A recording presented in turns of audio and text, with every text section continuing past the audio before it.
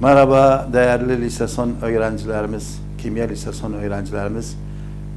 Yeniden yeni bir dersteyiz. Tabii ki birinci dersimiz entalpi türleri.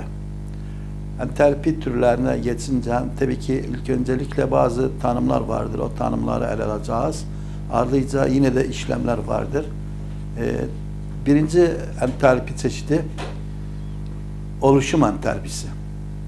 Delta H F oluşum entalpisi. Standart oluşum entalpisi. Daha doğrusu standart dediğiniz zaman tabii ki standart koşullarda ölçülmesi gerekir. Standart koşullar da şudur. Sıcaklık derecesi 25 derece santigrat. Kelvinden ölçsek tabii ki 273 de ekleriz. 298 Kelvin veya 25 santigrat. Basınç daha 1 atmosfer olduğunda ona standart koşullar denir. Standart oluşum entalpisi herhangi bir bileşiğin kendi elementlerinden oluşması için bir molunun kendi elementlerinden oluşması için gereken ısı miktarıdır. Bir elementin en kararlı oluşmak için en kararlı elementlerinden oluşması gereken ısı miktarıdır. Delta H F. Aslında delta H F formation'dan alınıptır. Yani oluşmak. Herhangi bir bileşik dediğimiz zaman nelerden oluşuptu? Önemli oydu bizde. Burada mesela assak bir işlem yapsak, mesela alağın herhangi bir mesela sana diğer H2SO4 sülfürik asit sülfürik asidin oluşum entalpisi, oluşum denklemini yaz daha doğrusu öncelikle. Oluşum reaksiyonu. Ne manası?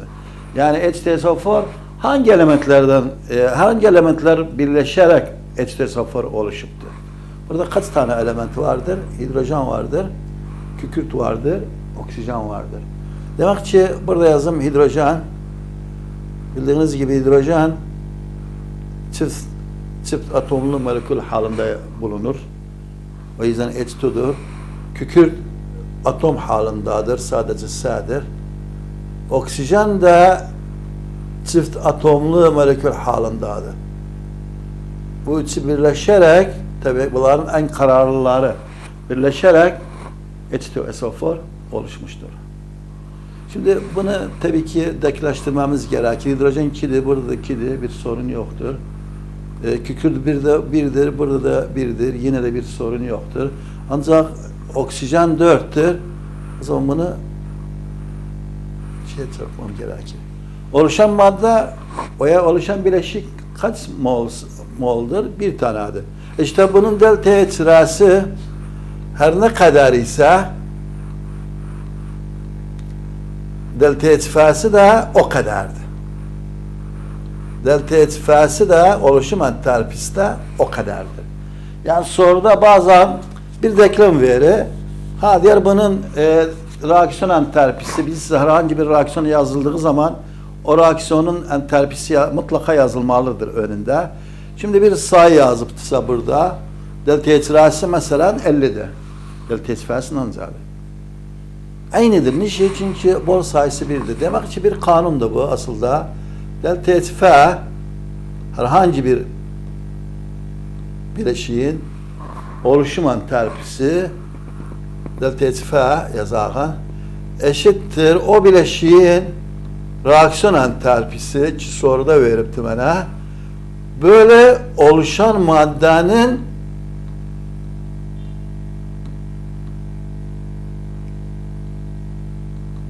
mol sayısı.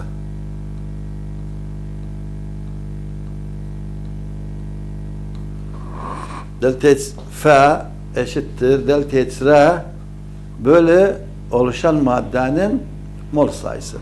Burada mol sayısı birdir oluşan. O zaman delta H R'si nancaysa F de onca çıkar. Demek ki soru şudur. Delta H F eşit olur delta H R'ye ne zaman? Eğer oluşan maddenin mol sayısı eşit ise 1. Peki 2 ise 2'ye bölünür. Tamam? Güzel. Burada bunlar üzerine selaşını. Elementlerin tabii ki elementlerin mol sayıları sıfırdır. Bunu gelecek derslerde de kullanarız özünü. Sadece şimdilik ne bildik? Delta H F oluşum entalpisidir. Burada onun üzerine tanım da vardır. Anladırı tanımı bir bileşiğin en kararlı haldaki elementlerinden standart koşullarda, standart koşullar dedik 25 derece sıcaklık, 1 atmosfer basınç altında oluşumun sırasında ısı değişimidir. Evet, güzel. En kararlı halinde olduğu zaman. Evet, şimdi bakalım daha neler vardır eğersek. Mesela delta H F elementler için eşittir 0. Çünkü en kararlı halde. En kararlı hal elementin sıfırdır. Oksijen sıfırdır, hidrojen sıfırdır. Biz bunu Hez yasası alıp gelen dersi inşallah orada çok yararlanar gözünden. Mesela burada verip bana bir sürü şeyler. Mesela H2 artı yarım O, H2O çıktı. Delta H F'si eşittir eksi 286. Oluşum entalpisi bıraksa ondan zaten. Sen işte eksi 200. Mesela burada farazan versaydım bana desaydı delta H R'si bir kadardı. Desen aynı delta H R'si delta H F'si aynıdır. Niçin? Çünkü oluşan maddenin dikkat edin, oluşan madde bir mol'dur. Oluşan maddenin mol sayısı 1'dir. Evet.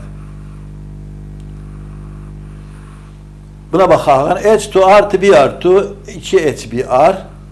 Evet. Buna dikkat etsek. Mesela burada yasak özüne. Bu da kilometre yazım. H2 şöyle soru gelebilir. Artı 1 artı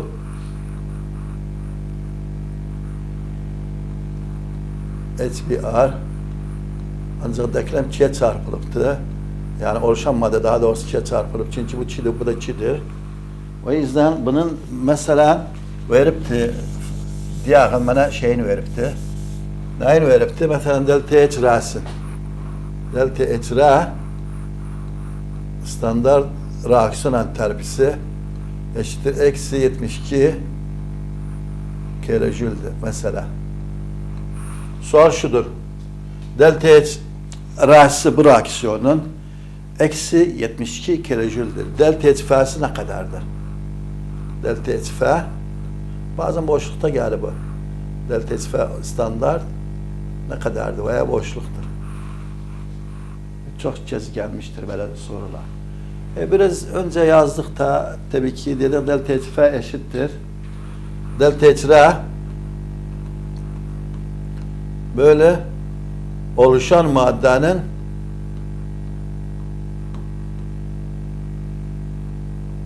mol sayısı. Bunu yazın yani yazan daha az gerek yazaz şeyini yani bu kuraldır, kanundur. Yazmam gerekir. Yazmasam olabilir diğer nece bunu getirdi. Yani burada mesela delta H'den anca verip sana soruda eksi 72. Peki eksi 72 kilojül. Mol sayısından anca denklemde. Denklemdeki mol sayısı 2'dir. Demek ki 2'ye bölmem gerekir. Evet. Eşittir. Eksi 72 kilojül bölüm mol. Sanki mola böldüm özünü. Evet. Bunun ters de olabilir. Bazen ters olur. Ters nece olur? Mesela özü delta H verip delta H restire. Aynen sorunu veya başka bir soru. Şimdi araştırma vardır. Yine benzer bir denklem vermiştir. Denklemde mesela delta H vermiş, delta H resini istedi. O zaman ne yaparsan? Mol sayısını çarpmam gerekir. Bu kurala göre delta H ne eşittir?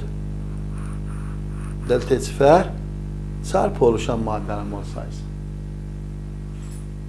Güzel. Mesela baksak, burada eğritsek, sülfürik asit biraz önce konuştuk. Delta H F'si H2SO4 standart oluşum ısısı eksi 811'dir. Eksi 811 kilojül bölü mol'dur. Veya bu kadara eşit olduğuna göre delta H F eşittir delta H R olacak şekilde reaksiyonun termokimyasal denklemini yaz.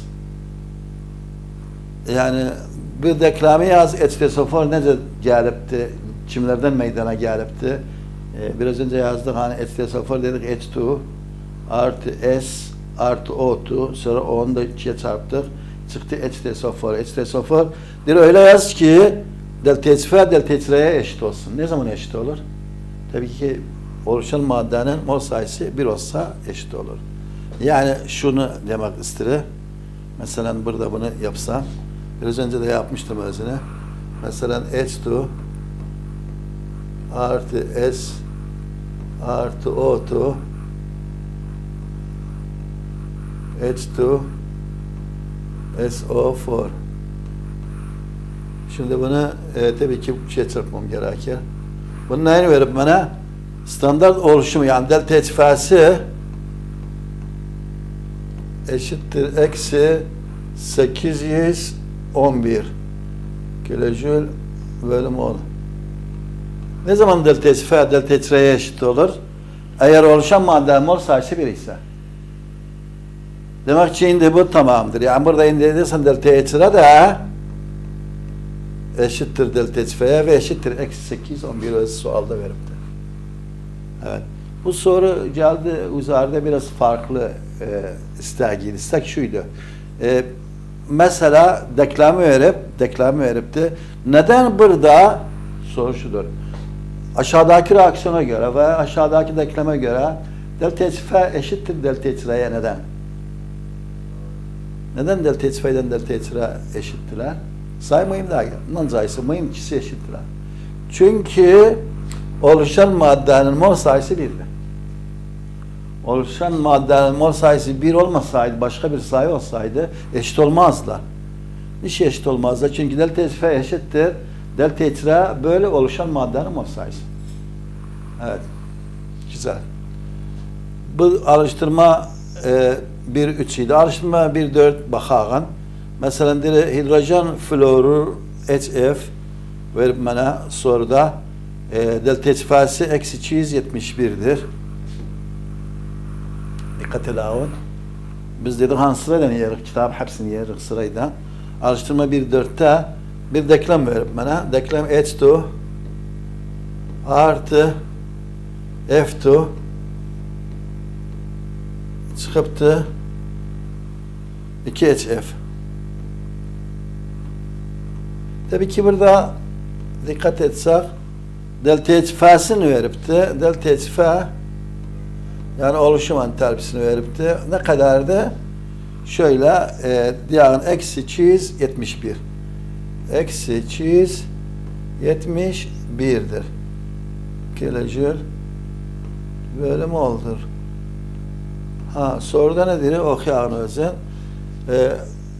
Reaksiyonun standart reaksiyon entalpisini, yani delta H R'sini hesapla. Delta H R tab.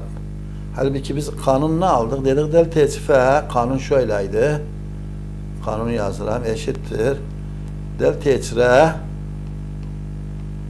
böyle oluşan maddenin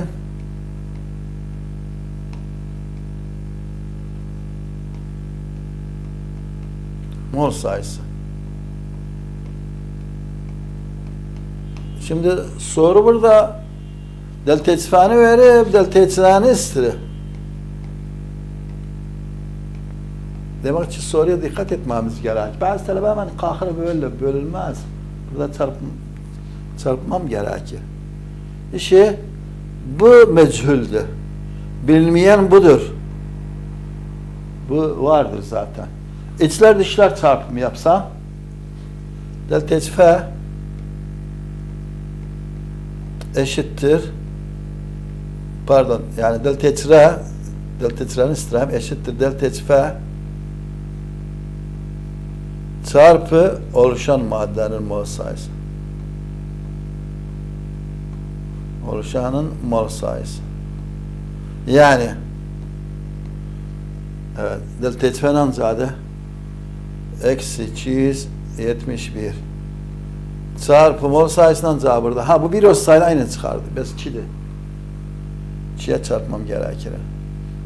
Tamam, 2'ye çarptım özün. Sonuç olarak eksi kaldı aynı. Bu 1, 2 oldu. Bu 14. Bu da 5. Kilojül bölü mol. Böylece soru dikkat etmem gerekir. Tıpkı geçen derslerde dediğimiz gibi tekrarlarak ne veripti, ne istedi. Burada delta x-f soruda bellidir. Delta x-r belli değil. Bilinmeyen delta x-r'dir. Bende kural değişmez. Bir kuraldır. Kural da şudur. Delta x-f eşit delta x-r böyle oluşan maddenin mol sayısı. Evet. Şimdi sayfa yeriyelim bakalım daha neler vardır. Mesela burada bu örneklerde de aynıdır. Aşağıdaki reaksiyonların hangisinin standart reaksiyon entalpisi delta x-r değeri açığa çıkan bileşiklerin standart oluşum entalpisine delta x-r'sine eşittir? Tabi burada mesela bu eşit değer. Niçin eşit değer? Çünkü oluşan maddenin mol sayısı 2'dir. Bir gerek mol sayısı 1 olsun. Bir de elementler en kararlı olsun. Tamam? Evet. Yani dikkat etsem burada üçüncü reaksiyon eşit değilse niçin eşit değil? Bakın dikkat edin. Bu mesela bu elementtir. Mol sayısı 2'dir. O yüzden eşit değil. Mol sayısı 1 olsun. Bu mol sayısı kuralına uymalı. Bu hem grafittir, oksijen reaksiyona girip karbondioksit çıkıptı. Bu uyumludur. Demek ki bu delta x-r'si delta x-f'sine eşittir. Buna gelince karbonmonoksit yarım oksijen reaksiyona girip karbondioksit çıkıptı. Aslında bu da uyumlu değil. Burada delta x-f eşit değil delta x-r'ye. Neden? Çünkü element değil bu. En kararlı. O yüzden burada cevaplarını da yazıptı. Oksa gözünü. Mesela dikkat edin.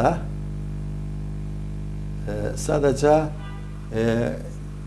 ikinci cevap doğrudur. Standart reaksiyon entalpisi CO2 bileşiğinin standart oluşum entalpisine eşittir. Çünkü 1 mol CO2 elementlerden en kararlı hallarından oluşmuştur. En kararlı hallarından oluşmuştur. Üçüncü reaksiyon da yeni şey, çünkü dikkat edin, eşit değil. Çünkü reaksiyona giren maddeler en kararlı halinde değildir. Evet. Birinci de zaten çıkıptı. O da öz değil. Evet. Şimdi bir başka tür var. Yanma entalpisi. Tabii ki yanma entalpisi de çok detaylı bir konulardır. Ancak süre doldu zannedersem tekrar biraz bir ara verelim. Diğer konuya geçeceğiz. Böylece bu dersimiz sona erdi. Tekrar yeniden buluşuruz. Sağ olun, teşekkür ederim.